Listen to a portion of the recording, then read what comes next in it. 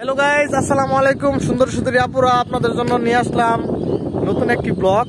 তো আজকের ব্লগটা হলো ওই মুক্তাগাছা যাওয়ার কথা ছিল মন্ডা খাওয়ার জন্য, কিন্তু যাইতে পারলাম না, দুঃখের বিষয়।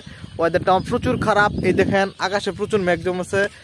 ও হাফ রাস্তায় এসে আমরা আবার ঘুরে ফিরে যাইতেছি বাড়ির দিকে, কারণ রাস্তায় যদি বৃষ্টি হয় তখন তো সারা শরীর ভিজে যাবো।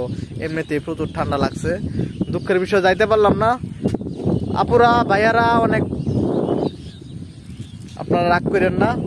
এই যে আমার সবচেয়ে বড় ভাই মেহেদি হাসান নূর, সেও যাইতে চাচ্ছিল, কিন্তু দুঃখের বিষয় বৃষ্টির কারণে আমরা যেতে পারি না। এই যে শুধু ময়মনসিংহতে আগত ছোট ভাই মিলন, সেও আসছে যাওয়ার জন্য, কিন্তু যাইতে পারলো না।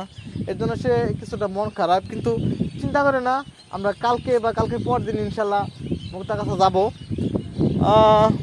সবাই আমাদের জন্য দোয়া করবেন, আমার ছোট ভাইদের জন্য দোয়া করবেন, অতি শীঘ্র যাতে বিয়ে করতে পারে। যেমন এক ছোট ভাই, বড় ভাই মেহেদি হাসান নূর, সে অল্প কিছুদিনের মধ্যে বিবাহ করতে যাচ্ছে। আপনাদের সকলকে দাওয়াত রইল। তো সে বলতেছে যে এই ঈদে বলে তার বিয়ে। যদি কোনো সুন্দরী মাইয়া বা আপুরা থাকেন বা বিবাহিত হলেও চলবে, একজনের মা হলেও চলবে, কোনো সমস্যা নাই, সে রাজি আছে।